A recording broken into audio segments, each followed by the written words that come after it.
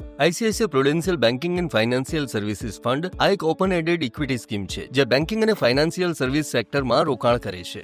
આ scheme banking અને financial સ્પેસમાં કાર્યરત કંપનીઓમાં રોકાણ કરે છે. આમાં સમાવેશ થઈ શકે છે banking, broking, asset management, wealth management, insurance, non banking financial કંપનીઓ.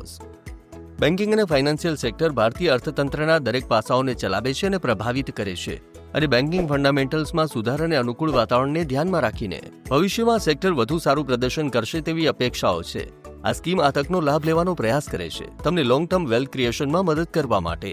આ તેની ટોટલ એસેટ્સનું ઓછામાં ઓછું 80% તે કંપનીઓના શેરમાં રોકાણ કરે છે જે કામ કરે છે બેન્કિંગ અને ફાઇનાન્શિયલ સર્વિસીસ સેક્ટરમાં. અને જ્યારે સ્ટોક સિલેક્શનની વાત આવે છે ત્યારે આ સ્કીમ મલ્ટીકેપ સ્ટ્રેટેજી અપનાવી અને ઉપયોગ કરે છે વેલ્યુના મિશ્રણ અને ગ્રોથ સ્ટાઇલનો, જેનું વલણ ગ્રોથ અને અપ્રોચ તરફ હોય.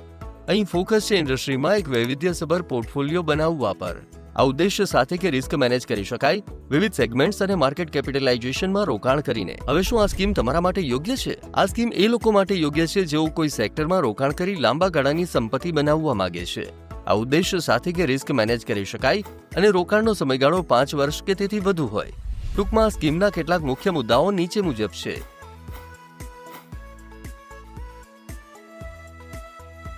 તેથી એ સેક્ટરમાં રોકાણ કરો જે ભારતીય અર્થતંત્રની વિકાસ ગાથાને આગળ ધપાવી રહી હોય. આજે જ આઈસીઆઈસીઆઈ પ્રુડેન્શિયલ બેન્કિંગ અને ફાઇનાન્શિયલ સર્વિસીસ ફંડમાં રોકાણ કરો.